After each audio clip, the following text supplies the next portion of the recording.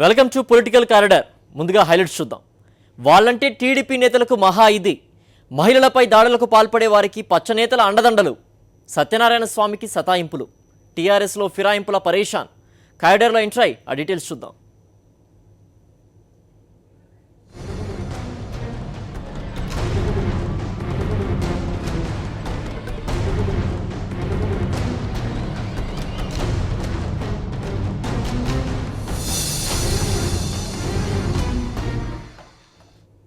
మహిళల్ని వేధించి హింసించి వారి ప్రాణాలు తీసే వారికి టీడీపీ నాయకులు అండగా ఉంటున్నట్లు కనిపిస్తోంది.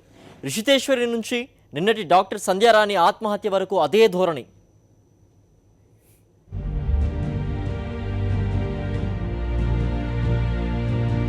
గుంటూరులో పోస్ట్ గ్రాడ్యుయేషన్ చేస్తున్న డాక్టర్ సంధ్యారాణి ఆత్మహత్య రాష్ట్రంలో సంచలనం సృష్టించిన సంగతి తెలిసిందే. ప్రొఫెసర్ లక్ష్మి కిరాతకంగా వేధించిన కారణంగానే 2 నెలల్లో రిలీవ్ కావాల్సిన డాక్టర్ సంధ్యారాణి ప్రాణాలు తీసుకుంది. ప్రొఫెసర్ లక్ష్మి వేధింపుల కారణంగానే ప్రాణం తీసుకుంటున్నానని సూసైడ్ నోట్ రాసి మరీ చనిపోయింది డాక్టర్ సంధ్యారాణి. ఆత్మహత్య లేఖతో పాటు ప్రభుత్వం నిర్వహించిన విచారణలోనూ ప్రొఫెసర్ లక్ష్మి కిరాతక పర్వం బయటపడింది. ఆమె వేధింపుల కథలు ఆసుపత్రిలో ఎన్నో వినిపిస్తున్నాయి. తప్పు చేసింది ప్రొఫెసర్ లక్ష్మని తేలిపోయింది. కానీ సంధ్యారాణి చనిపోయి 10 రోజులు దాటిపోయినా ఇప్పటి వరకు ప్రొఫెసర్ లక్ష్మి దర్జాగా బయటే తిరుగుతున్నారు. ఆమెపై కేసు పెట్టిన పోలీసులు మాత్రం ఇంతవరకు ఆమెను విచారించలేదు. ఎక్కడ పోలీసులు అరెస్టు చేస్తారోనని ముందు జాగ్రత్తగా ఆమె ముందస్తు బెయిల్ పిటిషన్లు కూడా దాఖలు చేశారు.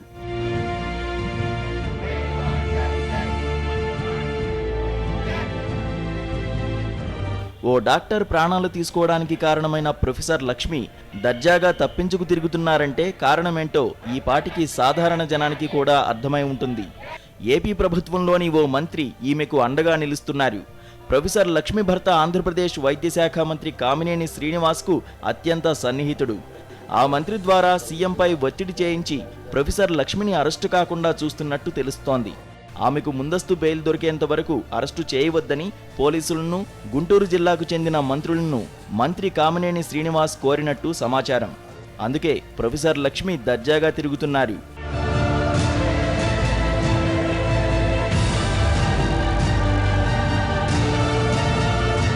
డాక్టర్ సంధ్యారాణి విషయంలోనే కాదు, మహిళలపై ఎప్పుడు అకృత్యాలు జరిగినా నిందితులకే చంద్రబాబు సర్కార్ అండగా నిలుస్తోంది. గుంటూరు నాగార్జున యూనివర్సిటీ విద్యార్థి రిషితేశ్వరి విషయంలోనూ ఇలాగే వ్యవహరించారు. రిషితేశ్వరి ఆత్మహత్యకు కారణమైన ప్రొఫెసర్ బాబురావును నెలల పాటు అరెస్టు కాకుండా కాపాడారు. సీఎం సొంత సామాజిక వర్గానికి చెందిన వ్యక్తి కావడం, గుంటూరు జిల్లాకు చెందిన టీడీపీ ఎమ్మెల్యే ధూళిపాళ్ల నరేంద్ర అండగా ఉండడంతో బాబురావును తప్పించారని విద్యార్థులు, విపక్షాలు ఆరోపించారు. ఇప్పుడు మళ్లీ అదే తరహాలో ప్రొఫెసర్ లక్ష్మికి మంత్రి కామినేని అండగా నిలవడం విమర్శలకు దారితీస్తోంది. సరస్వతీ నిలయాల్లో కసాయి ప్రొఫెసర్లు విద్యార్థుల ప్రాణాలు తీస్తుంటే శిక్షించాల్సిన మంత్రులు, టీడీపీ ఎమ్మెల్యేలు ఇలా వ్యవహరించడాన్ని విద్యార్థి లోకం, తల్లిదండ్రులు తీవ్రంగా తప్పుబడుతున్నారు. Satish, principal correspondent, Vijayawada.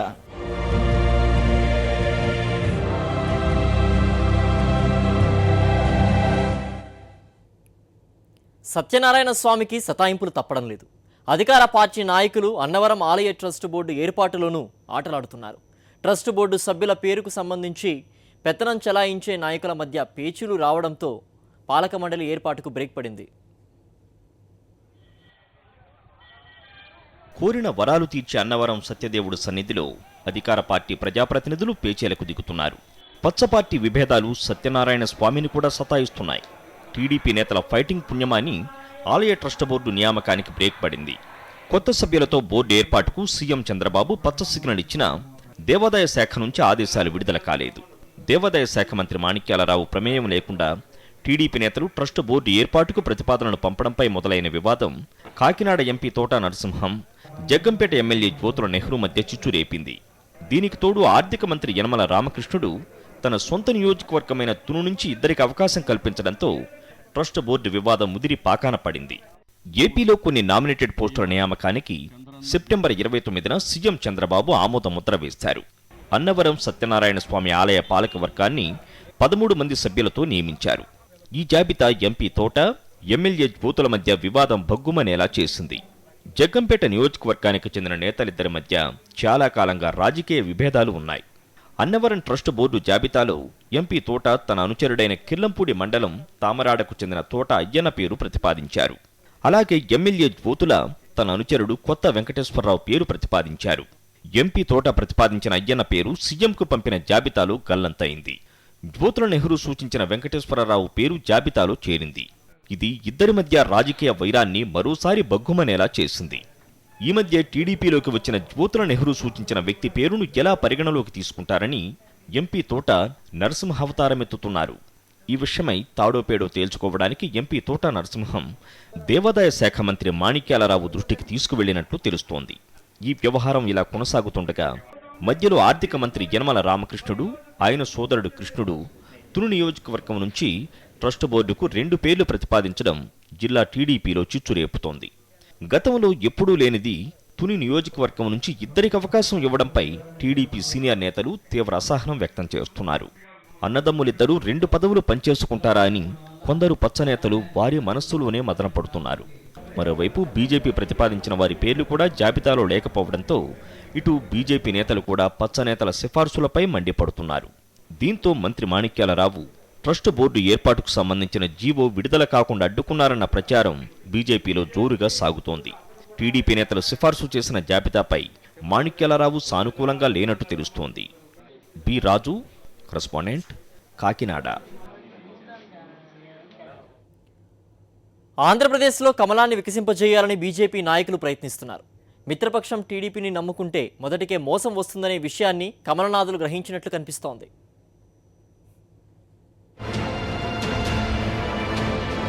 ఏపీలో పార్టీ బలోపేతంపై కమలనాథుల దృష్టి.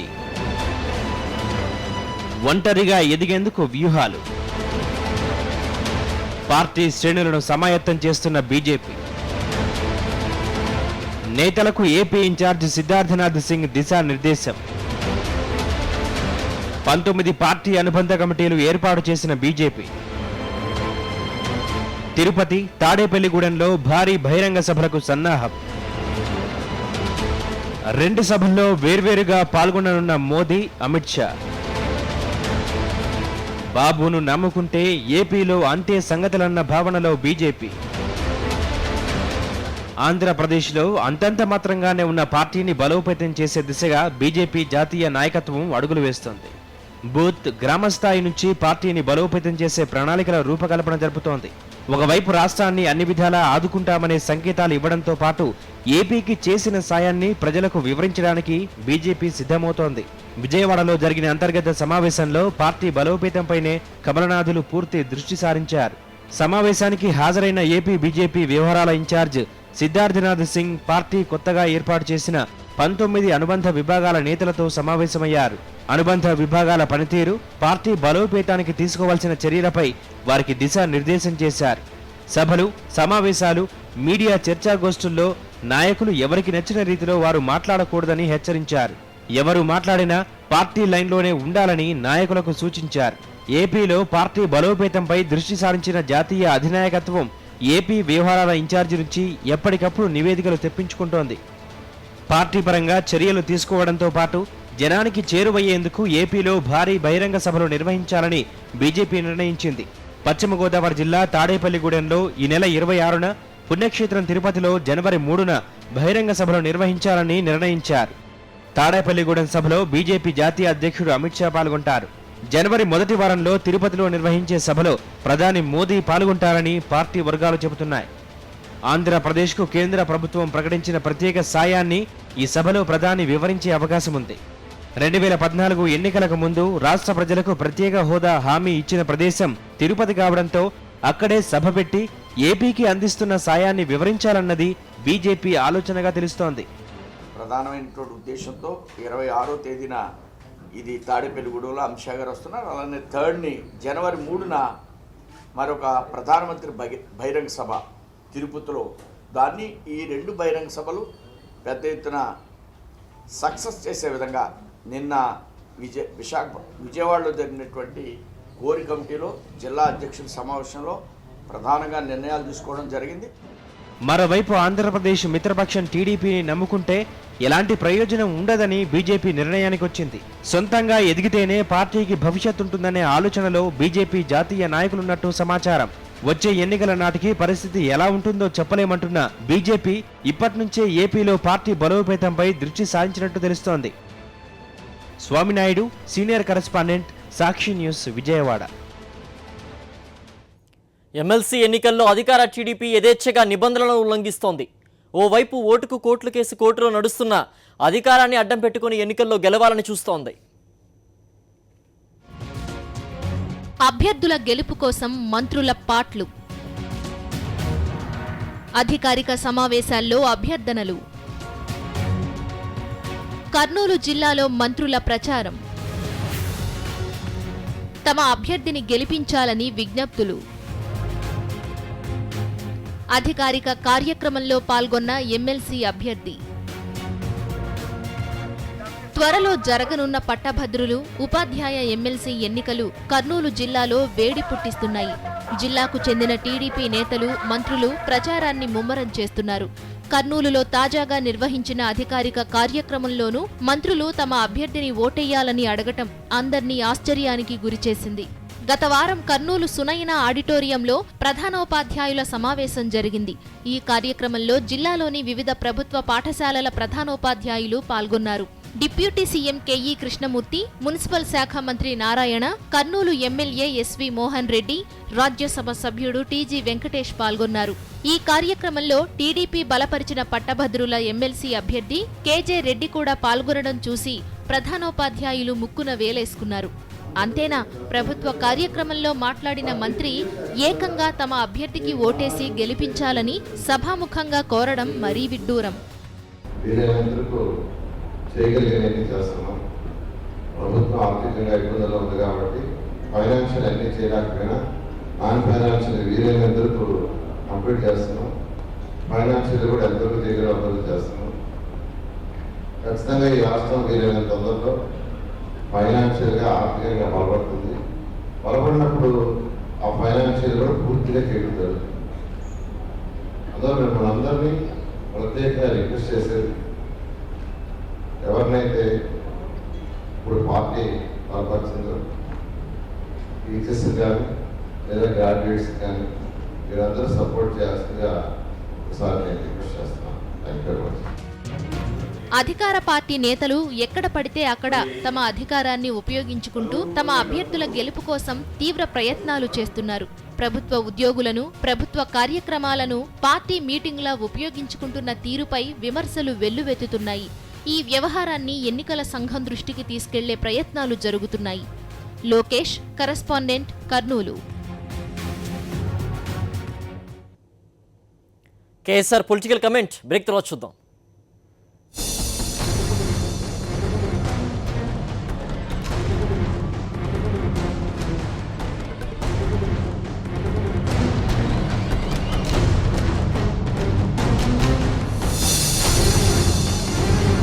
మంత్రులు వ్యాఖ్యానించడం నిజమేనా? ఫిరాయింపు రాజకీయాలపై కేఎస్ఆర్ పొలిటికల్ కమెంట్ ఇప్పుడు.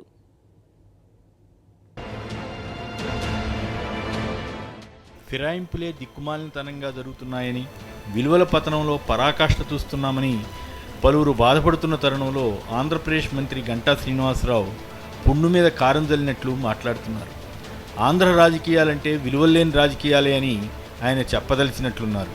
కడప జిల్లా జమ్మలమడుగు నియోజకవర్గంలో వైఎస్ఆర్ కాంగ్రెస్ నుంచి ఫిరాయించి టీడీపీలో చేరిన ఎమ్మెల్యే ఆదినారాయణ రెడ్డిని, టీడీపీలో సీనియర్ నేతగా ఉన్న మాజీ మంత్రి రామసుబ్బారెడ్డిని ఒకే వేదిక మీదకు తెచ్చి వారితో చేతులు కల్పించి తెలుగుదేశానికి ఎదురులేదని మంత్రి గంటా, రాజ్యసభ సభ్యుడు సీఎం రమేష్లు సంబరపడ్డారు. నిజమే, వారిద్దరూ ఏకమై జమ్మలమడుగులో ఫ్యాక్షన్ లేకుండా చేస్తే మంచిదే. కానీ వారు కలిసింది అందుకు కాదు, రాజకీయ స్వలాభం కోసం, పదవుల కోసం, కాంట్రాక్టుల కోసమట. వారిద్దరూ తమ తమ వ్యక్తిగత శత్రుత్వాలను పక్కనబెట్టి కలిస్తే మంచిదే. కానీ వారిద్దరూ ఆత్మగౌరవాన్ని వదులుకుని కలిశారట. తాము బాగుంటే చాలు, తమను నమ్ముకున్నవారు, కార్యకర్తలు ఏమైపోయినా పర్వాలేదనుకుని కలిశారట. ఇది అక్కడ జనసామాన్యం అనుకుంటున్న మాట. వీరిద్దరూ కలవడంతోనే మంత్రి గంటాకు కొండెక్కినంత, కోతికి కొబ్బరి చిప్ప దొరికినంత సంతోషం అయింది. వెంటనే ఆయన రాష్ట్రంలోనే ఎక్కడా లేనంత మెజార్టీతో తెలుగుదేశం పార్టీ గెలుస్తుందని ప్రకటించారు. ఈ ఇద్దరు నేతలు కలవడంతోనే తెలుగుదేశం పార్టీ అంత బలపడిపోతే ఫిరాయించిన ఎమ్మెల్యేతో రాజీనామా చేయించి దమ్ముగా ఉప ఎన్నికకు వస్తున్నామని చెప్పవచ్చు కదా. కానీ ఆ ధైర్యం మంత్రి గారు కానీ ఆ పార్టీ అధినేత చంద్రబాబు కానీ చేయలేకపోతున్నారంటేనే వారు ఎంత బలహీనంగా ఉన్నారో అర్థమవుతుంది. ఉప ఎన్నిక జరిగితే అధికార బలాన్ని పోలీసు యంత్రాంగాన్ని ఉపయోగించుకుని టీడీపీ గెలవచ్చేమోనని కొందరు, ఆదినారాయణ రెడ్డి రామసుబ్బారెడ్డిలు కలిసినా టీడీపీ గెలవదని వైసీపీనే గెలుస్తుందని మరికొందరు భావిస్తున్నారు. గెలుపు ఓటముల సంగతి ఎలా ఉన్నా మన నేతలు ఇంత బహిరంగంగా నిస్సిగ్గుగా చట్టాన్ని పట్టించుకోకుండా ఫిరాయింపులను సమర్థించడం, ఆదినారాయణ రెడ్డితో తొలి వికెట్ పడగొట్టామని ఆ తర్వాత 20 వికెట్లు పడ్డాయని మంత్రి గంటా అనడం విలువల ప్రస్థానం ఎలా ఉందో అర్థం అవుతుంది. పడగొట్టడం అంటే అదేదో క్రికెట్ ఆడి గెలిచినట్లు కాదనుకోవాలి. క్రికెట్లో మ్యాచ్ ఫిక్సింగ్ చేసుకుని గెలుచుకున్నట్లు అన్నమాట. విపక్షాలైతే ఈ ఎమ్మెల్యేలను కోట్లకు కొనుగోలు చేశాయని ఆరోపిస్తుంటాయి.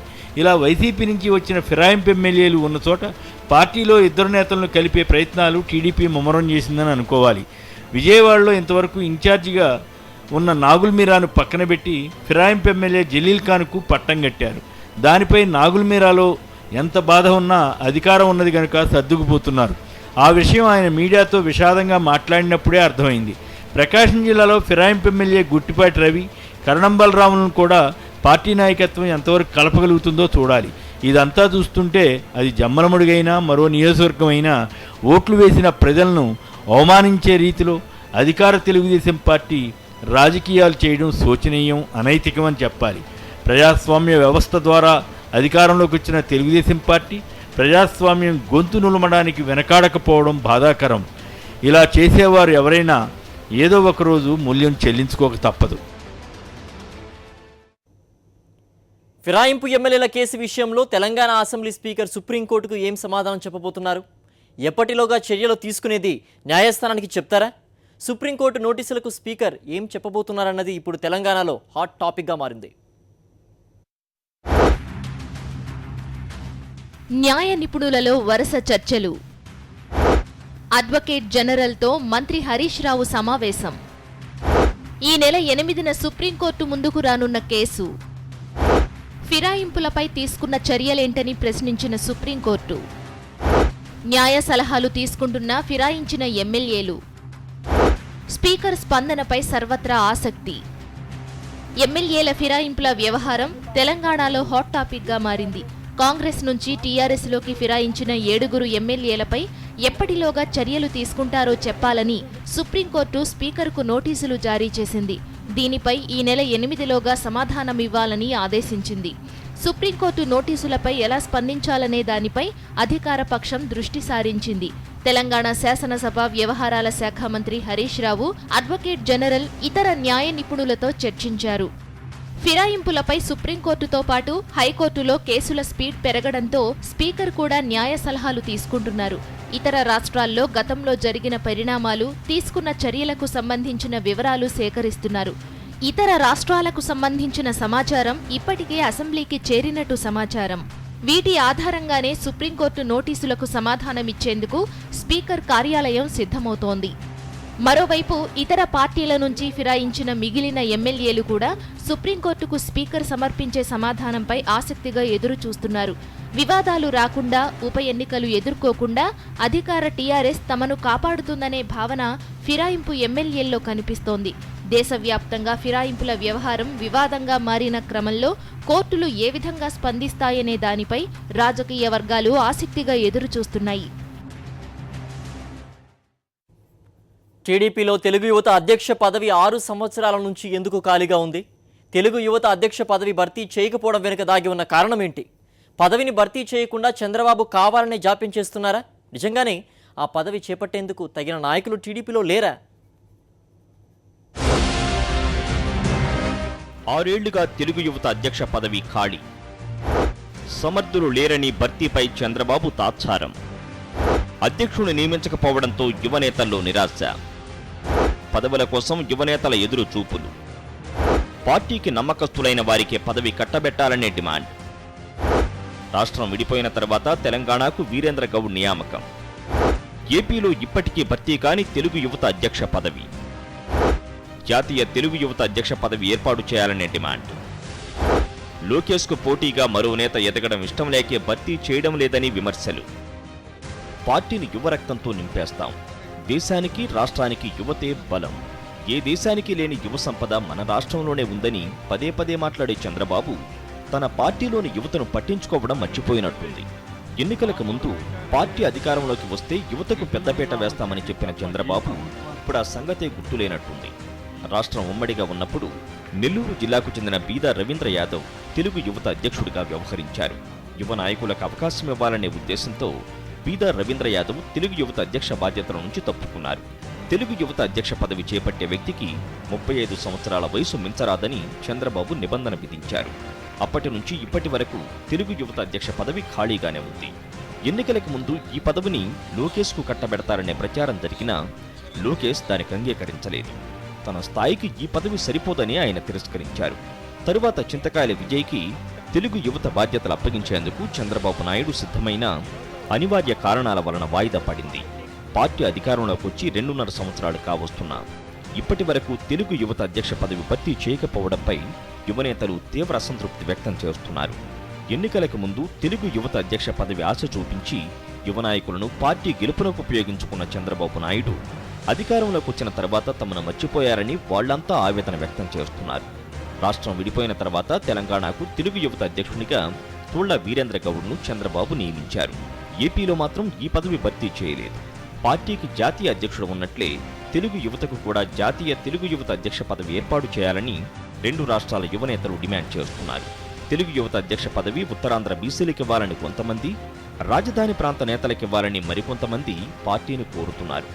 తెలుగు యువత అధ్యక్ష పదవి రేసులో ఎంపీ కింజరాపు రామ్మోహన్ నాయుడు, మంత్రి అయ్యన్న పాత్రుడు తనయుడు చింతకాయల విజయ్, కర్ణం వెంకటేష్, పరిటాల శ్రీరామ్, కాంగ్రెస్ పార్టీలో యువజన కాంగ్రెస్ రాష్ట్ర అధ్యక్షునిగా పనిచేసి ఇటీవల టీడీపీలో చేరిన దేవినేని అవినాష్ ఉన్నారు. తెలుగు యువత అధ్యక్ష పదవి భర్తీ చేయకపోవడం వెనుక మరో కారణం ఉందనే వాదనలు పార్టీలో వినిపిస్తున్నాయి. తెలుగు యువత అధ్యక్ష పదవి భర్తీ చేస్తే పార్టీలో లోకేష్కు సమాంతరంగా మరో యువనేత ఎదుగుతాడనే ఆలోచనతోనే బాబు ఉద్దేశపూర్వకంగా తెలుగు యువత అధ్యక్ష పదవి భర్తీ చేయడం లేదనే గుసగుసలు వినిపిస్తున్నాయి. Swaminaidu, senior correspondent, Vijayawada. ఇవి political corridor details. Next the 4th estate. Stay tune.